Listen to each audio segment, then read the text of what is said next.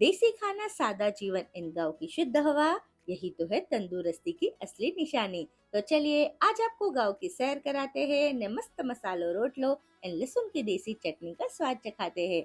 તો સૌપ્રથમ જીરા, ધાણા, વરિયાળી અધકચરા કૂટ લેગે, પછી બાજરાનો લોટ, જવારનો લોટ, અઢળક પ્રમાણમાં મેથી, धनिया कूटा हुआ मसाला, अदरक मिर्ची की पेस्ट, थोड़े बेसिक मसाले, नमक और अजवाइन को ऐसे मसड़ी लेंगे। हवे तल, दही और तेल डाल के इसे मिक्स करेंगे एंड थोड़ा थोड़ा पानी डाल के इसे अच्छे से कुड़व के आटा रेडी करेंगे।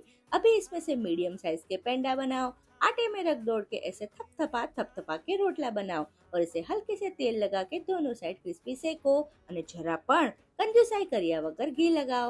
अभी लहसुन की चटनी के लिए लहसुन, हरी मिर्च, धनिया, नमक, कश्मीरी मिर्च और तीखी मिर्च डाल के धपधपाटिए इसे कूट लेंगे एंड थोड़ा तेल डाल के इसे अच्छे से मिला के हमारी असल देसी चटनी है तैयार। तो गर्मा गर्म रोटलो, लहसुन की चटनी, दही અને ગોળ के साथ आने पीरसो અને देसी खाने की मजा माणो।